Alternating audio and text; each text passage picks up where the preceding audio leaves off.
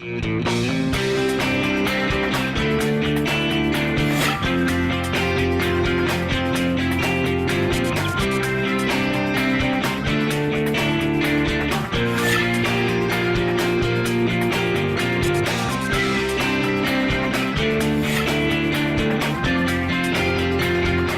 I'm Kristen Oaks-White. And I'm Avery Davidson. Thank you for joining us for This Week in Louisiana Agriculture, the only TV show bringing Louisiana farmers and consumers together every week. For most people, raising honeybees seems dangerous enough.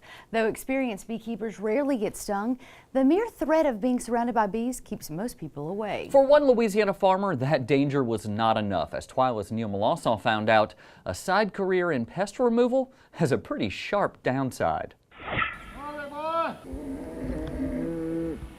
At his farm in Gibson, Jude Verrett is calling the cows in for lunch. He loves the long horns he has. Their dappled coats and signature crowns are a sight to behold. It's part of his love of animals that even extends to the creepy crawly ones. This is a Kenyan top bar hive, a style that is more than 100 years old and part of Jude's passion for beekeeping. It sits alongside more traditional beehives, some of which have been relocated from across South Louisiana. Even as he collects honey, Verrett collects jobs that are related to animals. One of his side professions is in pest control. I would say I specialize in wasps and bees. It definitely takes a specialist to sit next to a yellow jacket hive like this. It's at a nest at Kim Landry's home in Pierrepart, and due to its location, has to be removed. Verrett said despite the myth of their ferocity, yellow jackets are actually mostly docile. They're very forgiving. You can sit right by them. They'll fly past you. They'll leave you alone. But if you have too much vibration, if you hit the nest, bump the nest, then they could kill you. Since this is a removal, we have to suit up and take them out. True to Verrett's word, as soon as we really start to uncover the nest,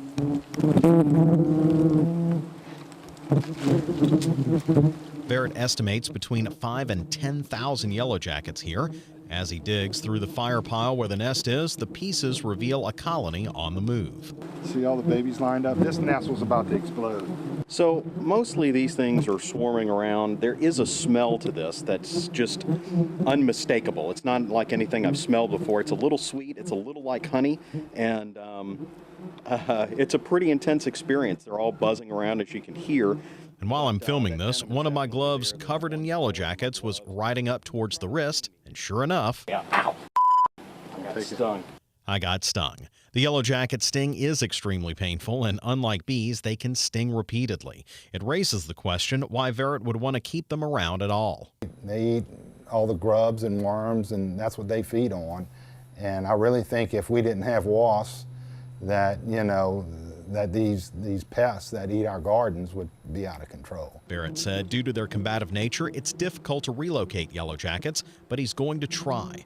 Once all the nest is removed and piled up, it's time to spray the rest down with insecticide.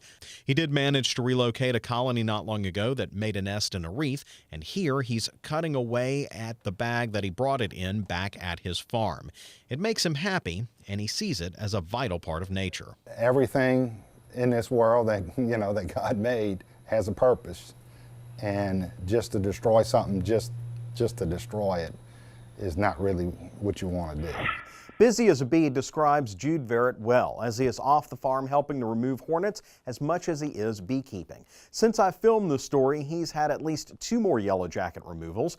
If you're in South Louisiana and you have an infestation, I'll link you to him over on our website at twilatv.org. And guys, this was quite the experience. While I was filming, what had happened was my glove rode up, and that little creature got under it and stung me. He worked his way all the way past my hand to sting me right here. And as you can see, it's still swollen as compared to my other pinky. This is 2 weeks later.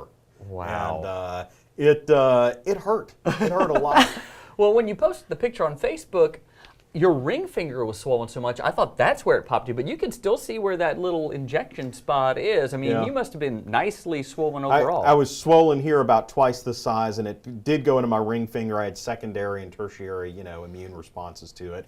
But before we went on this, he said if I got stung, it would feel like being shot. And of course, That didn't help. been shot a lot? I've never been shot at, much less shot.